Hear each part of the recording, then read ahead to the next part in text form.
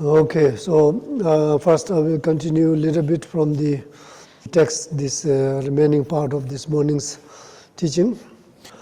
The practitioners who have entered to the practice of Dzogchen and have some experience, great experience, for them it is not necessary, as we said this morning, practice of the Powa and Pardo, because they have this confidence, so it is not necessary.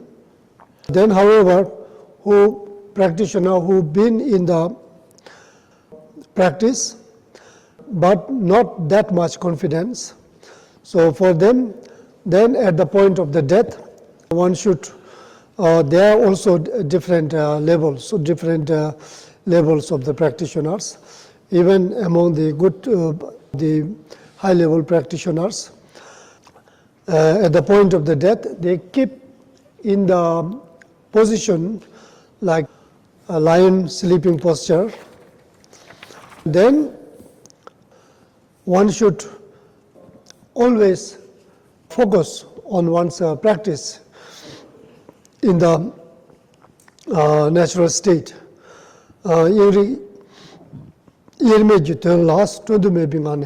So without making any conceptual elaborations, so one should try to remain constantly, continuously in the non-dual state of emptiness and wisdom, or the awareness and the pure nature. So in this way, if one could die while being completely remaining in the natural state, that very the instant after one can get liberation. So for them also, it is not necessary to do a particular, conceptual, practice of power. So this itself, remaining in the natural state itself, is the best power practice. There's a quotation concerning with this from text called Molten Gold. Jungdu Chigi Pardolas, at the point of the death, in the process of the disintegration of the elements, it is utterly important to remind oneself with to be mindful of the natural state. That means to be presence in the natural state without any distraction. One should keep completely in the natural state with the clear light. So by abiding this in this way, this present lifetime's practice is like an escort, you from this life to another life. And then Pardu Nawasumat, all the visions or experiences of the Pardo that will come after death becomes like a one who receives you, receiver. Mm-hmm. Yeah.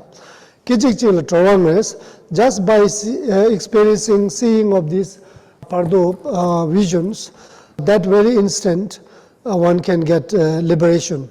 There's no doubt. Yeah, so therefore, Tadangs, this very lifetime, presently, when we train ourselves, of course we do our regular meditation, and then particularly, Namka Tangbala, make the same tenes. So in the clear space, you focus your eyes, both your eyes and your mind, and integrate with the Rigpa, being in the natural state, generating a strong motivation, thinking that when I die, I must die in this state, in this presence of this Rigpa, in this way, without being any distracted by any conditions. So especially when you sleep every night, we are going to go to sleep every night. So before falling into sleep, we must try to remember, to keep in the natural state, in the union of the awareness and the non-conceptual nature, thinking and feeling that when I die, I must take my last breath in this state. In this way, try to keep in the natural state and fall in sleep in that way. That is a very important practice that we should train. Okay, so now this is the best practitioners, for the best practitioner. Now,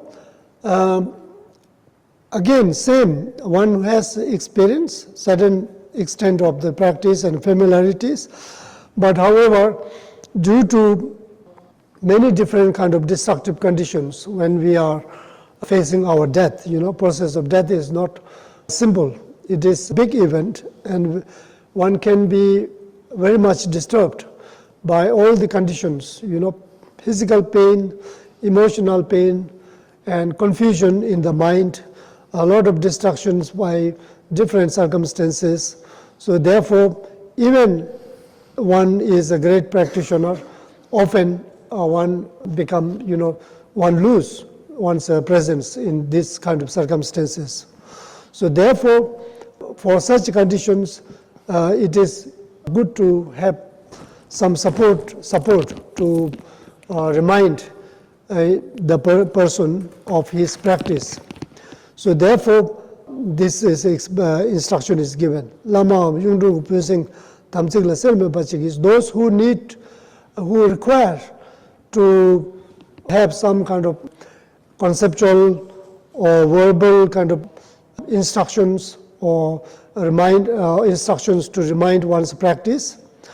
Then for such practitioner, then when the person is dying at that time, either one's spiritual teacher or spiritual brother or sister who share the spiritual commitments, who knows the practice, each other's practice, so having very close connection, spiritual connection. So by such a person, and one should try to remind one's practice. We could by introducing the Rigpa and by reminding his or her situation, being in the process of the disintegration of the elements, so such and such. So detail will be explained in the power practice. And then one should, depending on one's situation. So now finally one should perform the power practice according to what is here is referred as the Ishe Sangtal, the unimpeded wisdom, by way of expressing or saying, uttering the 21 hicks while imagining and feeling one's consciousness in the form of letter A being transferred through the central channel, or to integrate with the A that is on the top of the head. So anyway, now detail will be explained. I will give you explanation. So now here is referred. Now in the power practice, that what I'm going to explain you. So normally explain there are two types. One is called rim-jipa power like gradual transparent or power, and then another one is the immediate transparent or power. So immediate transparent is referred to the actual performance of the power at the point of the death. So now this is the actual time really to apply the power practice, so through which you direct your transference of your consciousness through the central channel and coming out, of your body through the crown of your head. So that is the reason why when we say power means transference. What is transfer is your consciousness. Where to transfer? It is transfer in the state of the Dharmakaya, enlightened state of the Dharmakaya, Sambhogakaya or Nimanakaya, those normally we say. and then how to transfer. So by way of directing or bringing, drawing the consciousness in the form of letter A or tigle through the central channel and bring it out through shooting it out through the crown of your head. So just read this text accordingly. When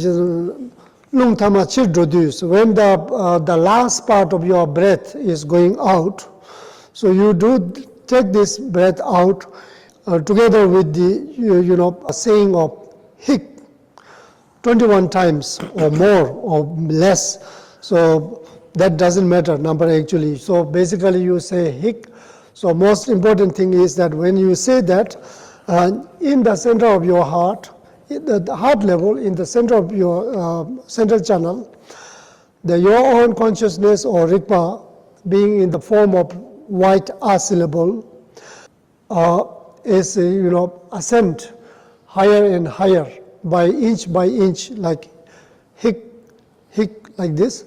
Then it goes higher and higher, and then eventually it comes out of the crown of your head and dissolve into the natural state.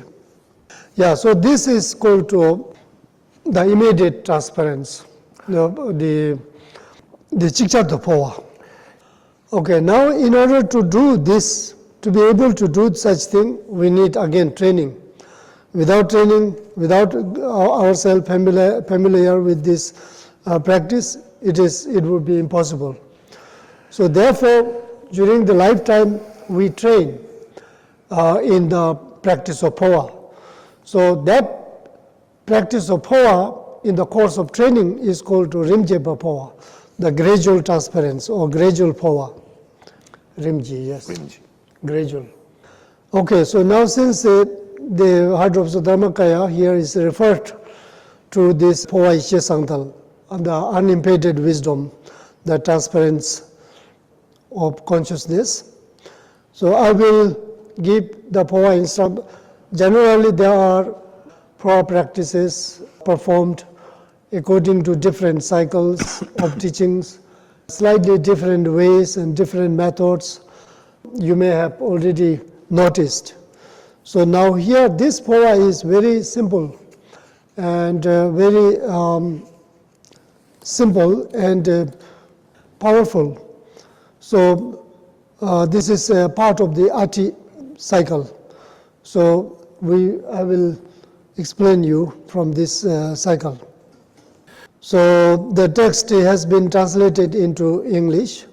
So I have provided it to Jacek. Maybe you have got, maybe you will get tomorrow.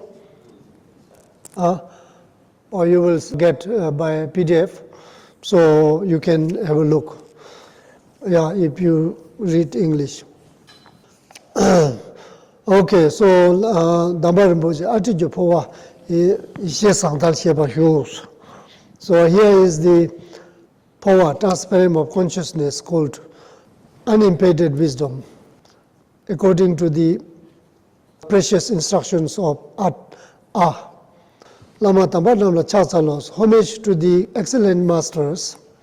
Povinyam Lela, as for the practice of power or transparence of consciousness, Tambishalness, the Tamba, excellent one, who is referred to Gongso Ritochenpo, Tamba Gongso Ritochenpo, who was the first, the founder of Ati, we can say, meditation, Ati cycle.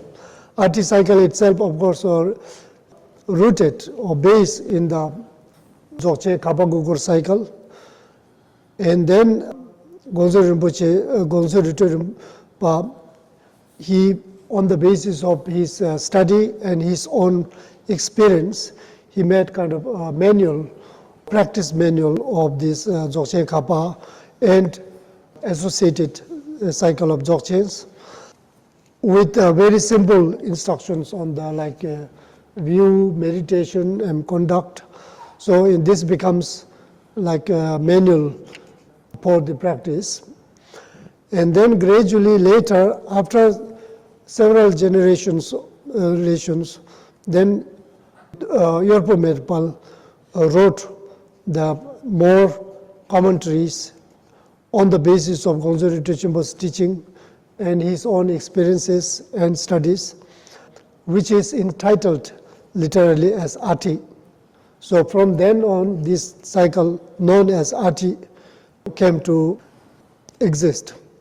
And then in the 13th century, Tujawa Yungdung, who you know, who was the founder of Tujawi Chakti, Manual Teaching of Shangshu Nyingju, and also Ati Tunsam Chonga, the 15th session of Ati text. He elaborated this Ati teaching into 15 sessions, so he made this book. So now this text is from by him, Tujawa Yungdung. Okay, so it is that Gongse Rute Chenpo, the first person. So he said, Tambishane, Samje Sangje Bala, Tablam Povi Damba di Kalchetes. So this, in order for sentient beings to attain Buddhahood, this practice, instructions of the practice of Powa is very important method. There are Rinji Powa dance. As for this, there are two, gradual Powa and immediate Powa. Now what we have to do is we are training for gradual Powa. So by training, exercising with a gradual Powa, so we apply for the immediate Powa when time comes. So now, Rimjipa Powa, as for the gradual Powa, now there's during the training time, so there are several things that we have to keep in mind. Body posture, and then visualization, and then breath and sound.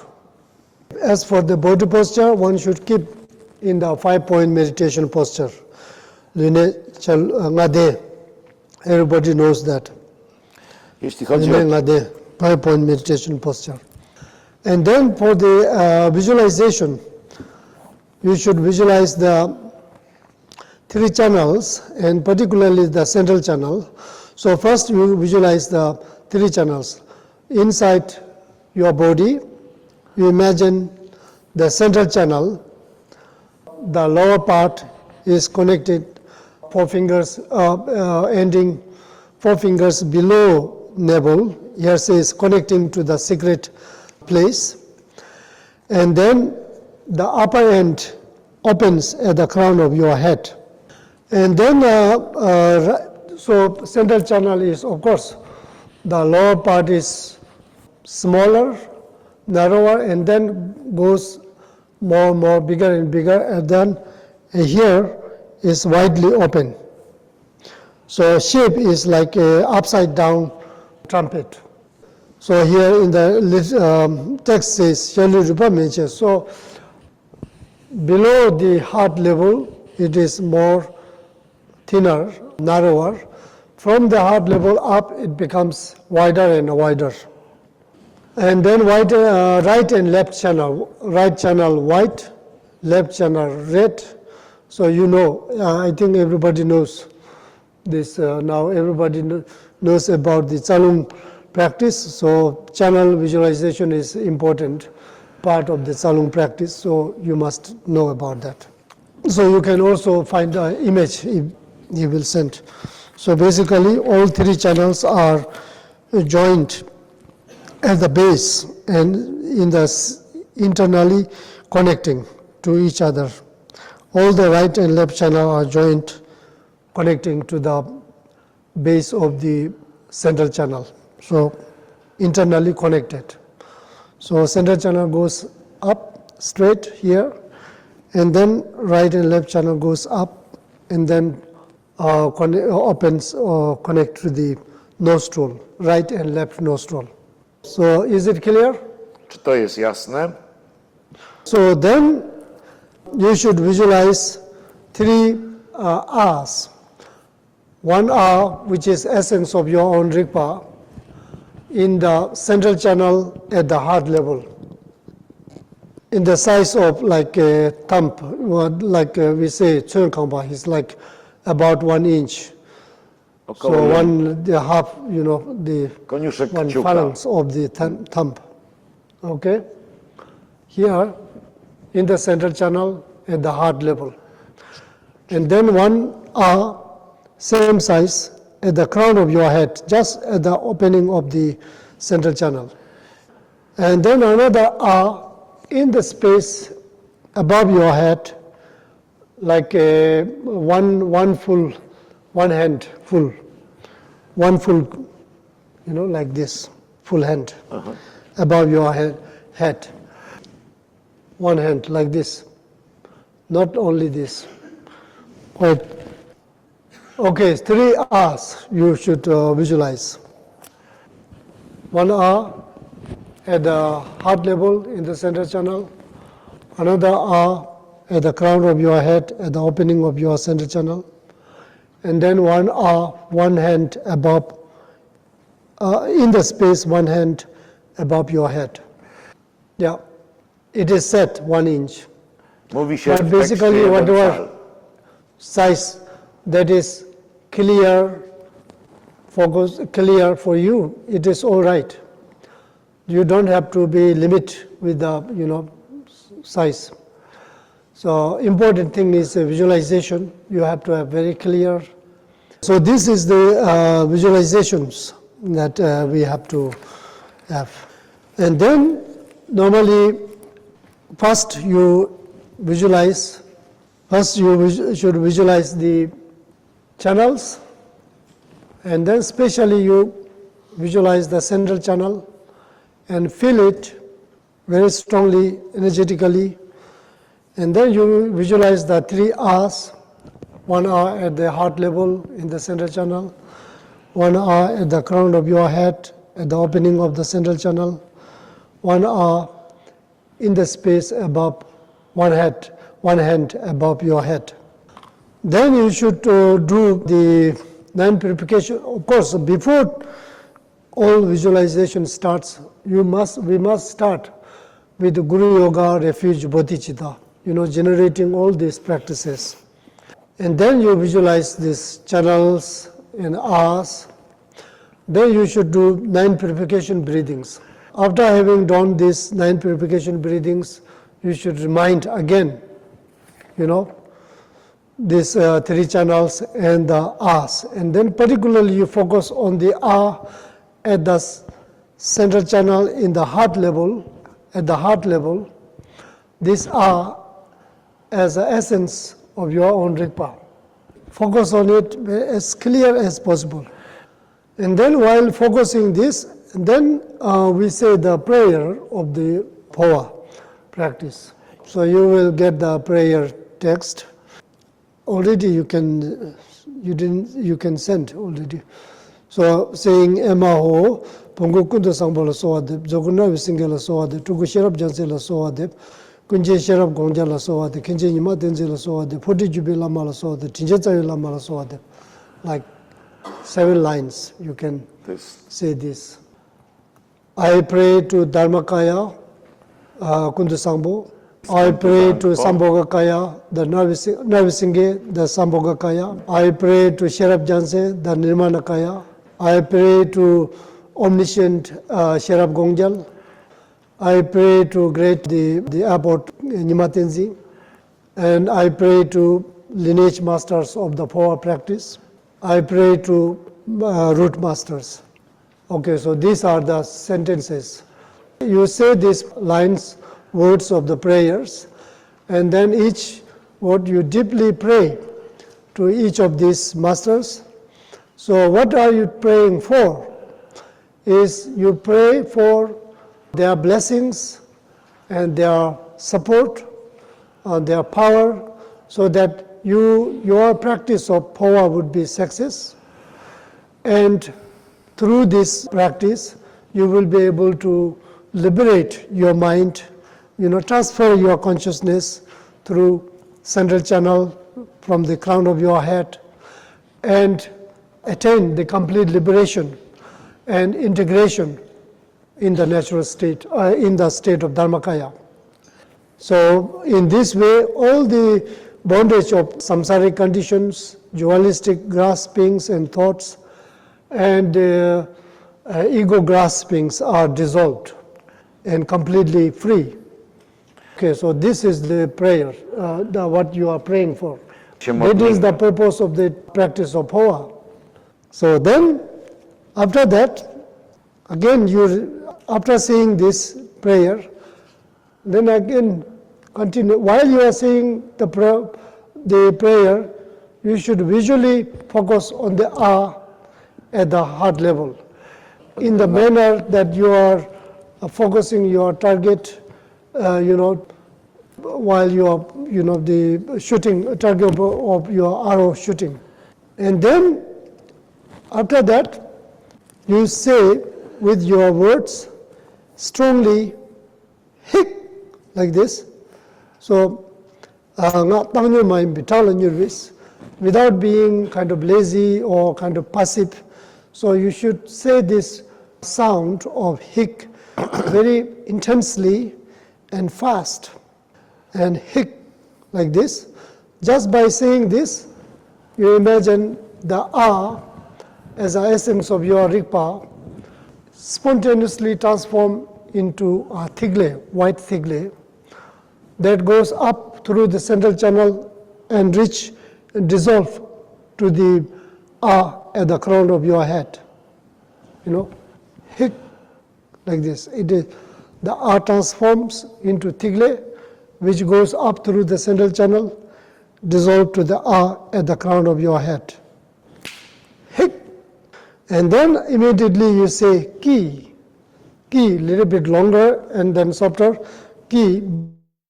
By saying ki, you imagine this thigle immediately comes down, brought down from the come down, and then when it reaches to the heart level, it becomes that thigle coming down. When it reaches to the heart level, its original place, it becomes back to Then again you say hik, transform into thigle, going up, dissolve to the at the crown. By saying ki, the thigle comes down and become at the heart level. Hik ki, hik ki, hik ki, like this. Is it clear? Yeah? Is it easy? Ați łatwe? Yeah, that's good. Not too complicated visualization of the divinities. Here, no visualization of the deities. Nie ma Just only 3 As. Yeah, that is the prayer. So you say this. So according to the text, it says you should say this exercise, the ascending the thigle, the in the form of thigle up by hik, and descending this by ki. So hundreds of thousands times until you become weary. You should do this practice by session, morning, early morning, later morning, in the late afternoon, in the evening, etc. So torang ngado chito lasos until one becomes weary, one should train and exercise with this. One should do this exercise very rigorously, actively, without feeling of weariness or kind of laziness. It doesn't mean by doing this you must get tired. You may feel tired afterwards, but it's okay. But it is not necessarily that you have to get tired after doing this. In Tibetan text we say, "Chise mijoi parla ngang chang," which literally can say, like, until you get tired or weary, you must extend like that. So that meaning is without getting tiredness or weariness. So while you are doing this, you should do it freshly, actively, like that. Is it clear? So this is the for practice. So now here says hundreds of thousands of times of this repetition of the hik and ki and the ascending and descending of the thigles up. So now traditionally when we train, we do this session in this way. So in one session we do like 49 times of, like 7 times of prayers. After each prayer we say that 7 times of, hik and ki. And then you will say another prayer, and then another 7 times of hik and ki. So altogether, 7 times of prayer and 49 times of the exercise of the ascending and descending of the tigles with the hik and ki sound. So when we say the prayers, we say this with a special melody, which I will say. Yeah, like this. You have to say the prayer in this way, and then generate a deep sense of devotion and faith in these lineage masters, these Buddhas, and pray for their blessings and asking for their support for your success of your practice of Pōwa, generally spiritual practice, particularly this practice of Pōwa, through which you liberate from all the bondage of the self-grasping, ego-grasping, and all kind of dualistic and conceptual graspings, and that you integrate with the state of Dharmakaya, your mind. Okay, so when after having done all these 49 times of the repetition of the ascending and descending of the tigles as the essence of your mind, and then with the sound of hik and ki, then as a conclusion, after finishing this, we conclude as a conclusion, then you make a sound, sing a sound of long ah, like singing ah, like this. So you imagine the ah in the space comes down and dissolves into the ah at the crown of your head. And then again you sing one time of ah, long ah. As you sing it, ah at the crown comes enter to the central channel and comes down through the central channel and dissolve to the ah at the heart level. And then again you sing ah, long ah, as for the third time, and you imagine this ah at the heart level spontaneously dissolve and completely integrated in the natural state. So you keep in the natural state, non-conceptual nature of the mind. So when you say the second ah, when saying this, the ah coming, crown ah coming down, that very moment as it comes down, you imagine the aperture of the central channel at the crown of your head closed. This is energetically you feel now the central channel is closed from here. No way to going out. Okay, so then ah is dissolved to the ah at the heart. When you do sing the third ah, so this ah at the heart level spontaneously dissolve into the natural state. Then you remain in the non-conceptual natural state of the mind as long as you can. So that is the conclusion. Yeah, this is the Pōwa practice. Any questions? You don't have to. If you want, you can do, of course, yeah. Closing of this aperture is the long life. It's unclear about the first part of dissolution of these three ah, because he's not certain if many of these syllables are coming from the space to the initial ah on the top of our head. Is it true? No. No. We have originally visualized 3 ahs only. One ah at the heart level in the central channel, one ah just at the top of the head at the opening of the central channel, another ah in the space.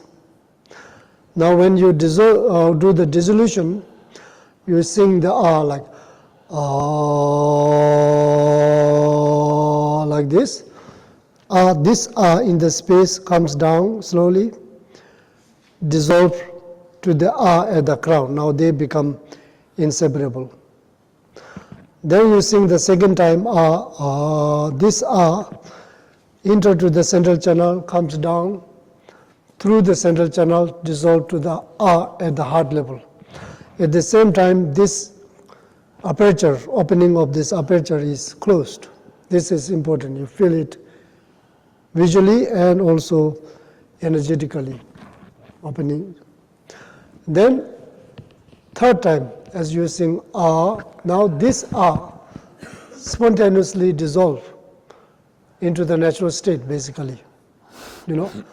So you look back to, if you want, you can say you back to this imagining mind that is focusing on the look back, spontaneously dissolve. Or you just imagine it is dissolved in the space and eventually come to the natural state yourself, keep in the natural state. What are the danger? There's no danger. Time of progress depending on your sign. You will see yourself. I don't know. You will write before doing practice. You will expect for sign. Then practice will not be success. There was a part concerning breathing, and you mentioned 9 breaths. But Marek is asking about how we should breathe. Okay, so now breath, you don't have to do any particular breath. Of course, this 9 purification breathing is done every beginning of every session. Not every prayer time, but on one session. Then when you say hic, this is automatically there is this rhythm of breath is there. Energetically, you say hic. So there's a rhythm of breath that is connected to the visualization of the in the form of tigle going up. So this is there, Normally cha, nung, tigle, and then da, sound. Cha is channel, nung is breath, tigle, or this tigle, and then the da is the sound. What you said is tigle? Transforming into tigle that goes up and down. Mm-hmm. It's the same like Yeah.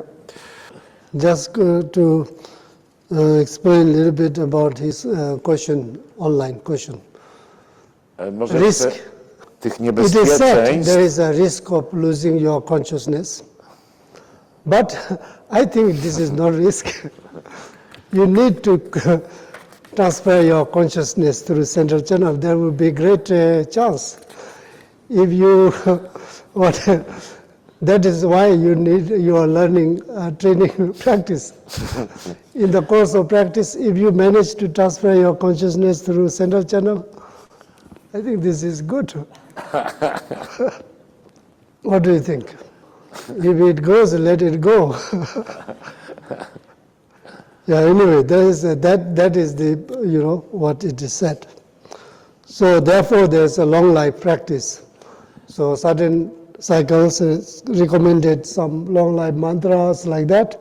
So here, the closing of this aperture is the key point to keep your life secure. There are different times in different periods of our death. So what to do in 2 cases? The first case is that we know that we are very, very sick, and we will die pretty soon. Yeah. So is it the time just for this practice? So that's the first situation. Okay. We have time, in other words. And the second situation is we don't have time. For example, there was a car accident, and let's say we are struggling for our life next half an hour and we will be gone. So shall we try to calm our mind in such a situation, or shall we try to do this power practice? Yeah, you should. Obviously, you have to calm your mind down. Even it is now next 30 minutes that you are going, so it is would be the best to calm down. But calming your mind down doesn't mean you don't have to do anything. So calming your mind down means basically to not to engage with any kind of negative and destructive thoughts and emotions. But if your mind is somehow engaged with the positive thoughts, refuge, bodhicitta, compassion, and then this kind of practice of phowa, that would be fine.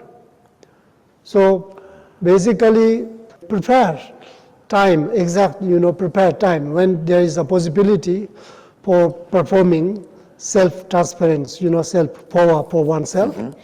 It's just at the point of the death, Like you said, like 30 minutes, what do you call, remaining 30 minutes or 15, 20 minutes time.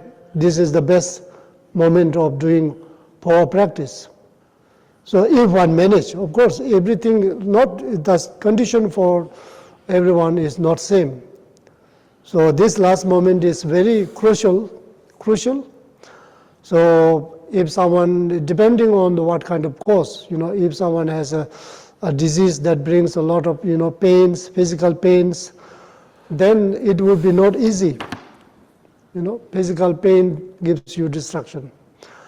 And then most important thing is that emotionally one should keep really undisturbed.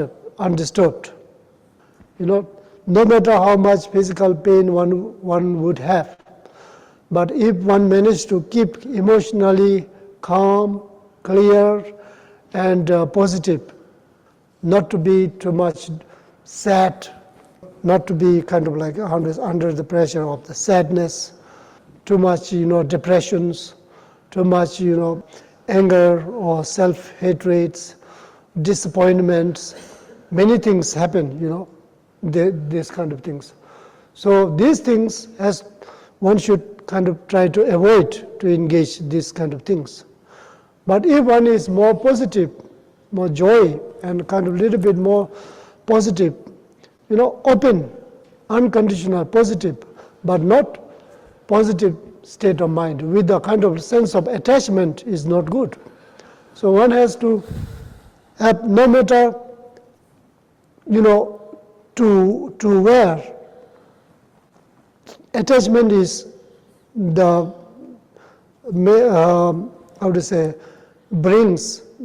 is the one of the primary cause that brings all kind of pains. So one has to be totally try to remain free of attachment. That means open, total openness, peace and positive. That is very important. So then top of this, if one is able to, and one knows, one has experience, then it is good. Even one cannot do verbally all this exercise, one should mentally connect. Otherwise, even if you cannot do this, then these things are advised later, advice comes later.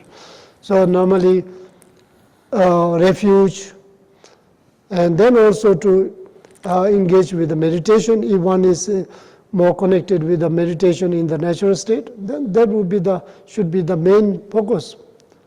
Try to keep in the natural state, non-conceptual, non-judgmental state.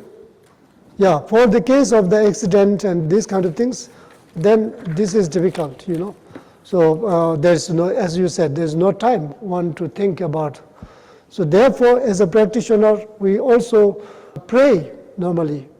So when we cannot pray for not dying, may I not die, we cannot say.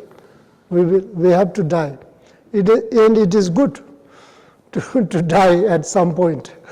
So, and then, but the how to die, where to die, what kind of circumstances, under what kind of circumstances one dies, that is very important.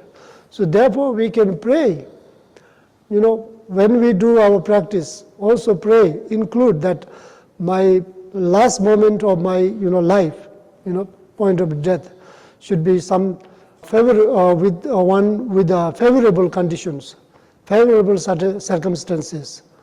So this is very important to have favorable circumstances, conditions. So a secondary condition matters a lot. It can impact a lot, especially at the point of the death.